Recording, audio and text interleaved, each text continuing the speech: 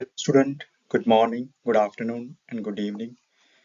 I welcome to all in my YouTube channel psycho विज्ञान जहां हम साइकोलॉजी को बड़ी इजी तरीके से और सिंपल तरीके से समझते हैं। आई होप आप सभी ठीक हैं और आप साइको विज्ञान की अनोखी पहल को एंजॉय भी कर रही हैं। अब हमारा साइको विज्ञान का जो कारवां है वो अगले अपने साइकोलॉजी के अध्याय को शुरू करने जा रहा है। इस अध्याय में हम यानी इस चैप्टर में हम कॉग्निटिव साइकोलॉजी के बारे में पढ़ेंगे, उसके बारे में जानेंगे। और जो कॉग्निटिव साइकोलॉजी है वो यूजीसी नेट के पेपर के लिए बड़ी इंपॉर्टेंट है। बहुत सारे क्वेश्चन वहां से पूछे जाते हैं। तो ऑलमोस्ट हम इस टॉपिक के ऊपर कॉग्निटिव साइकोलॉजी के ऊपर 20 से 25 वीडियो बनाएंगे जिसमें पूरी की पूरी कॉग्निटिव साइकोलॉजी यानी आपकी जो यूनिट है यूजीसी नेट की वो पूरी की पूरी कवर हो जाएगी। बहुत सारे इंपॉर्टेंट टॉपिक हैं जो यूजीसी के फेवरेट हैं और हर बार उससे क्वेश्चन आते हैं। तो इस कॉग्निटिव साइकोलॉजी के चैप्टर को हम पूरा ध्यान से सुनेंगे, सारी वीडियो हम ध्यान से देखेंगे। 20 की 20 वीडियो अगर हम देख लेंगे तो कॉग्निटिव साइकोलॉजी में से आने वाले जितने भी क्वेश्चन हैं वो हम इजिली क्रैक कर पाएंगे। ठीक है दोस्तों, तो वीडियो को शुरू करने से पहले मैं आपसे रिक्वेस्ट करूंगा कि चैनल अगर अभी तक लाइक नहीं किया है, शेयर नहीं किया है और सब्सक्राइब नहीं किया है तो प्लीज वो कर लें ताकि सभी को इस चीज का बेनिफिट मिल सके। तो चलिए शुरू करते हैं कॉग्निटिव साइकोलॉजी। यस, इस वीडियो से पहले अगर आपने मेरी पहले वाली वीडियो नहीं देखी है वो भी जरूर देख लें, क्योंकि इस वीडियो को समझने के लिए, इस कॉग्निटिव साइकोलॉजी को समझने के लिए हमारे पास बिहेवियर को समझना बड़ा जरूरी है। और बिहेवियर मैंने अच्छे से डिफाइन किया है इसे पहले वाली वीडियो में। अगर आपने नहीं देखी है तो उसका लिंक जो है वो डिस्क्रिप्शन बॉक्स में आपको मिल जाएगा, वहां से उस वीडियो को देख ले या अपने यूट्यूब पे चैनल पे जाएं, यूट्यूब पे सर्च करें साइको विज्ञान, वहां पर हमारे इस चैनल को देखें और वहां पर देखें उस वीडियो को। यस यस, उसमें मैंने एक कॉन्सेप्ट बड़ा आसान तरीके से आपको समझा रखा है कि बिहेवियर क्या है। देखिए, बिहेवियर क्या है।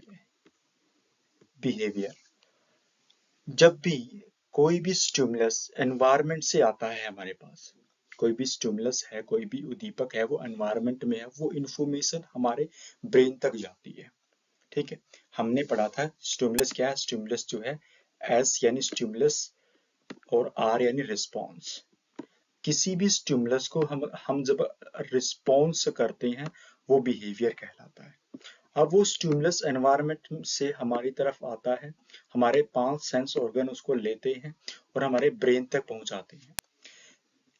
इंफॉर्मेशन आने से लेकर के इंफॉर्मेशन ब्रेन तक पहुंचने तक बीच में क्या होता है कि हमारा जो ब्रेन है रिस्पॉन्स करता है। ये जो इंफॉर्मेशन आई और इंफॉर्मेशन हमारे ब्रेन में गई, एनालिसिस हुआ उसका, और बाद में हमारे किसी भी ऑर्गन तक वो इंफॉर्मेशन आती है और हमारा उस इंफॉर्मेशन के अकॉर्डिंग हम बिहेव करते हैं, अपनी बॉडी को मूव करते हैं। जैसे मैंने हाथ हिलाया, किसी को कोई सामने से आ रहा था, मैंने उसको हाथ हिलाया हाय, तो उस इंफॉर्मेशन को मेरी ब्रेन तक वो इंफॉर्मेशन गई और ब्रेन ने उस इंफॉर्मेशन को एनालिसिस किया और वापस रिस्पॉन्स भेजा और मैंने हाथ हिलाया। ये पूरा का पूरा हमने क्या किया, बिहेवियर किया। लेकिन जो इंफॉर्मेशन आई वो सेंसस ऑर्गन से गई, ब्रेन तक गई, ब्रेन में ऐसा क्या हुआ कि हमने हाथ हिला दिया। इस पूरे के पूरे प्रोसेस को अगर हमें समझना है तो उसके लिए हमें कॉग्निटिव साइकोलॉजी को समझना पड़ेगा। Cognition mean mental process. Cognitive psychology has been defined as the psychology of the mental process. यानी जो हमारा स्टिमुलस आया, ब्रेन तक गया, ब्रेन ने रिस्पॉन्स किया, हमने रिस्पॉन्स किया, वो सारी इंफॉर्मेशन कैसे प्रोसेस हुई उसको अगर हमें जानना है तो उसके लिए हमें कॉग्निटिव साइकोलॉजी पढ़नी पड़ेगी। और कॉग्निटिव साइकोलॉजी क्या डिफाइन करती है, मेंटल प्रोसेस को डिफाइन करती है।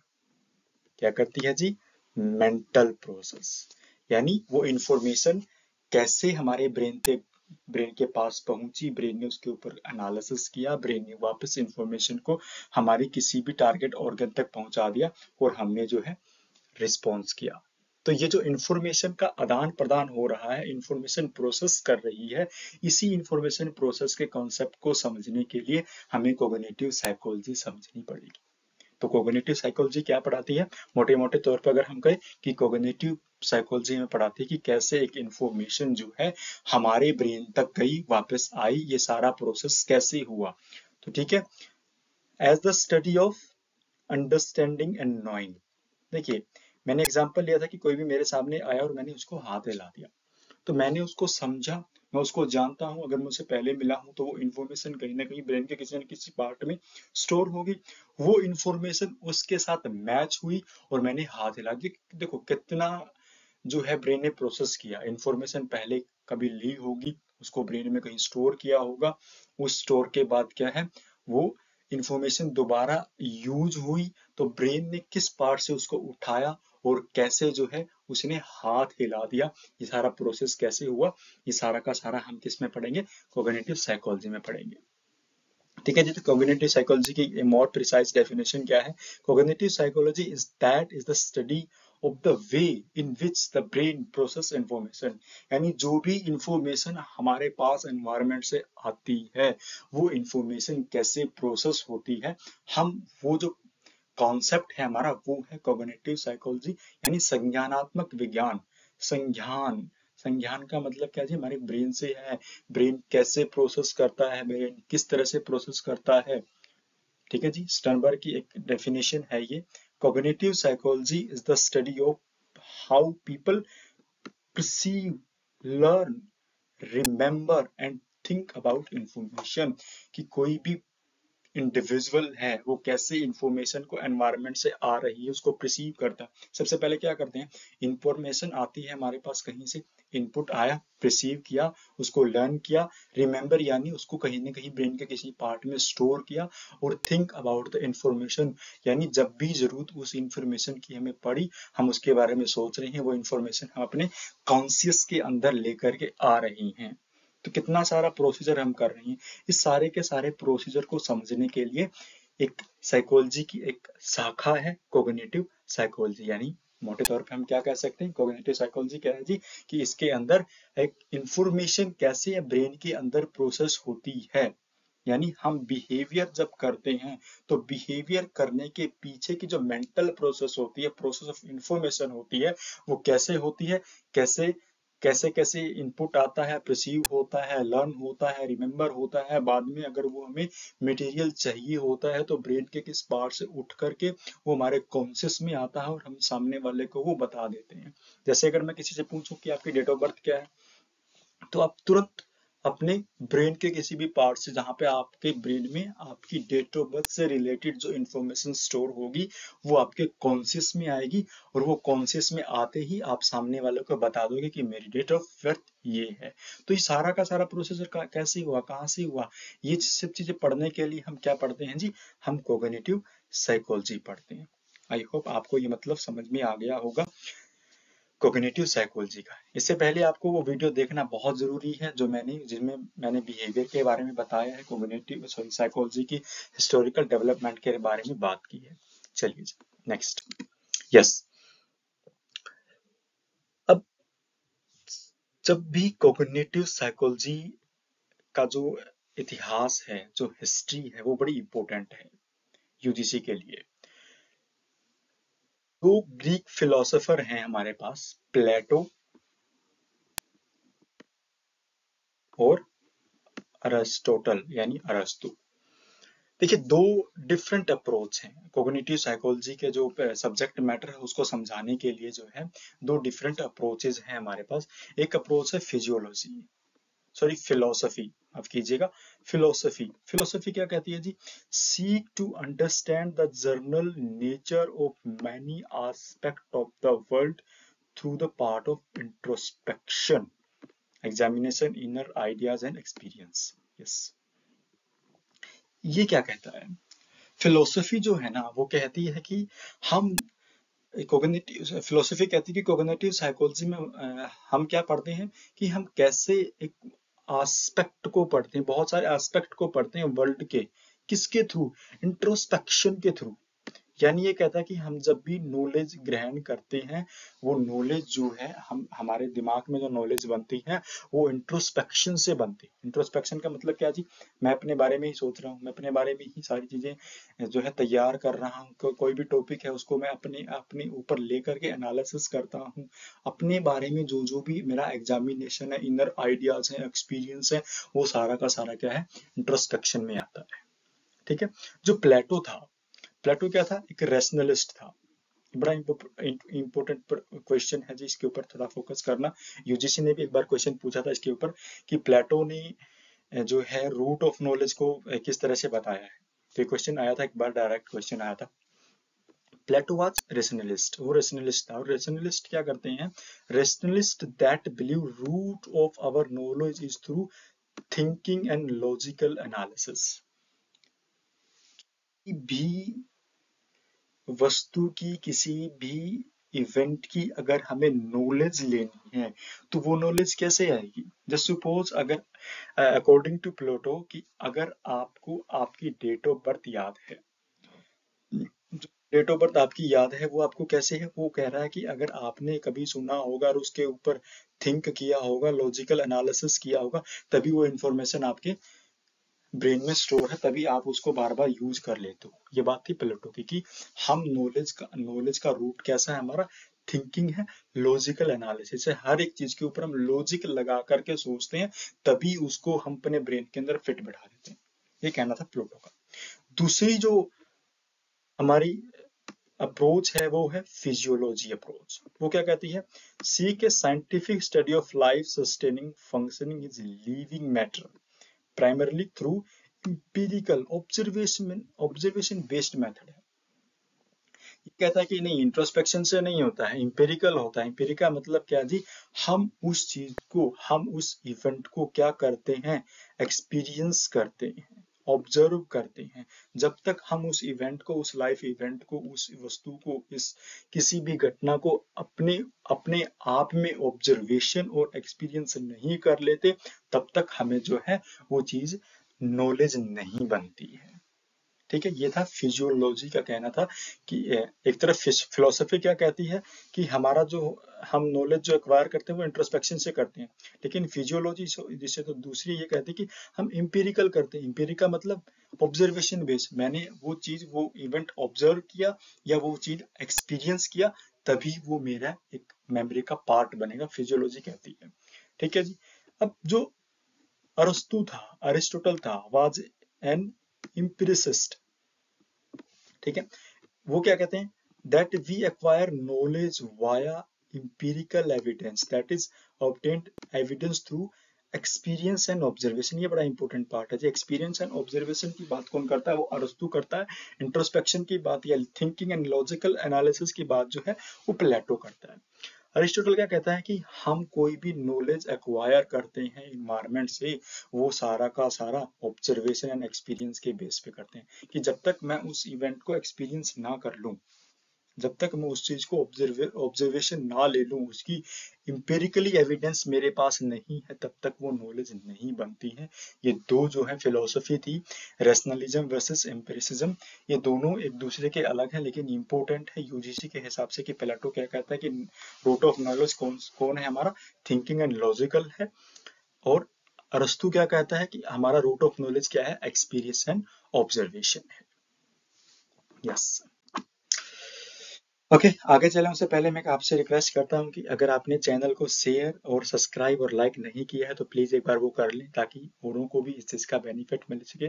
और आई थिंक हमारा जो कंटेंट है वो भी बहुत अच्छा है और आप लोगों को समझ में भी आ रहा है। चलिए, दो और इम्पोर्टेंट फिलोसोफर थे जो जिनका जो है कंट्रीब्यूशन रहा है साइकोलॉजी में, बड़ा ही इम्पैक्टफुल रहा है। पहला है जी आपका rain डेस्कार्ट। Ren Descartes view that introspective and reflective method as being superior to empirical method for finding truth। ये कहता है कि मैं तो इंट्रोस्पेक्टिव मेथड और रिफ्लेक्टिव मेथड को ही मानता हूं कि ट्रुथ को अगर फाइंड आउट करना है, ब्रेन की अंडरस्टैंड, अगर माइंड को अंडरस्टैंड करना है किसी के भी, तो इंट्रोस्पेक्टिव मेथड और रिफ्लेक्टिव मेथड दो मेथड जो है इंपॉर्टेंट है। उनकी एक बड़ा फेमस जो एक्सप्रेशन है वो क्या है जी, कोगिटो इर्जो सम, जिसका मतलब है I think therefore I am, therefore I am. वो कहता है कि मैं अगर मेरे बारे में सोच रहा हूं ना, तो मैं हूं। समझे? ये कहना चाहता है कि only proof of his existence is that was thinking and doubting। अगर वो अपने बारे में सोच रहा है, अपने बारे में डाउटिंग करना है, डाउटिंग अगर वो कर रहा है, तो उसका यही प्रूफ है कि वो क्या है, वो एग्जिस्ट करता है। यानी कहता है रेन दत्तकार क्या कहता है कि जो थिंकिंग है हमारे लिए, वो ही क्या है, वो ही बहुत जरूरी है। डाउटिंग है वो भी बहुत जरूरी है हमारे एग्जिस्टेंस के लिए। कि मैं अगर आपके सामने बोल रहा हूँ, तो मैं थिंक भी कर रहा हूँ, डाउटिंग भी प्रेजेंट कर रहा हूँ, तो ये दोनों क्या है, ये मेरे एग्जिस्टेंस के लिए प्रूफ है कि मैं एग्जिस्ट करता हूँ। मैं सोच रहा हूँ तो मैं एग्जिस्ट करता हूँ। ये रेंद्र कार्त कहता है। ठीक है जी। दूसरा है जी John Locke. John Locke are more enthusiasm और इंपिरिकल ऑब्जर्वेशन, ये इंपिरिकल ऑब्जर्वेशन को सपोर्ट करता है। ये क्या कहता है जी, Locke believe that humans are born without knowledge. UGC ने एक बार पूछ लिया था जी, ये क्वेश्चन भी बड़ा इंपॉर्टेंट है, नोट कर लीजिएगा। यूजीसी ने एक बार पूछा था कि लोके ने ह्यूमंस के बारे में, नॉलेज के बारे में क्या कहा है। वो चार ऑप्शन से उनमें था कि are born without knowledge and therefore must seek knowledge through empirical observation. कि हम जो पैदा होते हैं ना, हमारे पास कोई नॉलेज नहीं होती, हम एनवायरनमेंट से एक्वायर करने के लिए पैदा होते हैं। नॉलेज हम कहाँ से करते हैं जी, इंपेरिकल बेस। इंपेरिकल में क्या था, ऑब्जर्वेशन एंड एक्सपीरियंस। तो जॉन लोकी भी ऑब्जर्वेशन एंड एक्सपीरियंस के ऊपर बात करता है। लोकी ने एक टर्म दी है जी, बड़ी फेमस टर्म है, टेबुला रासा। टेबुला रासा का मतलब क्या है जी, जब हम पैदा होते हैं तो हम ब्लैंक स्लेट होते हैं, कि हमारे ऊपर कुछ भी लिख लो, है ना। एक छोटा बच्चा जो होता है वो ब्लैंक स्लेट पैदा होता है, ब्लैंक स्लेट पैदा होता है। तो उसमें आप कोई भी नॉलेज, कोई भी एक्सपीरियंस उसको दोगे, यानी एक साफ प्लेट के ऊपर, सॉरी साफ स्लेट के ऊपर हम कुछ भी लिख देते हैं। जैसे सपोज यहाँ पे हम कुछ भी लिख दिया, वही क्या है, वो पक्का हो जाएगा। तो यही कहता है कि जब हम पैदा होते हैं, लाइफ और एक्सपीरियंस में हमारे ऊपर लाइफ और एक्सपीरियंस जो है वो राइट किए जाते हैं, लिखे जाते हैं, उस ब्लैंक स्लेट के ऊपर लिखे जाते हैं, और वही हमारे लिए क्या है, नॉलेज का काम करते हैं। कॉन्सेप्ट बड़ा इंपॉर्टेंट क्वेश्चन है, टेबुला रासा, जिसका मतलब है ब्लैंक स्लेट। यानी बच्चे जो हैं जब पैदा होते हैं तो वो ब्लैंक स्लेट होते हैं, उसके ऊपर जो भी लिखोगे वो बन जाएंगे। ठीक है जी। तो ये दो और इम्पोर्टेंट फिलोसोफर थे जिन्होंने अपना अपना कंट्रीब्यूशन दिया है, रेन डेस्कार्त और John Locke. Yes, I hope आप सभी को ये समझ में आ रहा है। तो प्लीज कमेंट करें कि आपको अगर समझ में आ रहा है कि नहीं आ रहा है, या किसी भी अगर टॉपिक में आपको डाउट है तो कमेंट करके जरूर बताइएगा दोस्तों। यस,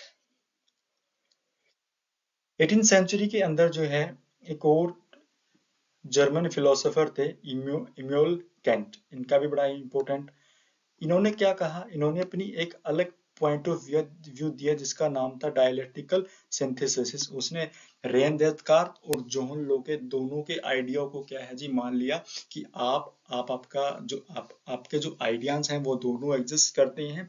हम नॉलेज को दोनों रूट से सीखते हैं, यानी थिंकिंग एंड लॉजिकल में भी सीखते हैं, और एक्सपीरियंस एंड ऑब्जर्वेशन में भी। दोनों को उन्होंने इकट्ठा कर दिया। और ज्यादातर जो साइकोलॉजिस्ट हैं वो क्या है जी, वो केंट की इस सिंथेसिस को एक्सेप्ट करते हैं, कि वो मानते हैं, ज्यादातर जितने भी साइकोलॉजिस्ट हैं वो सारे केंट सिंथेसिस की इस अप्रोच को मानते हैं।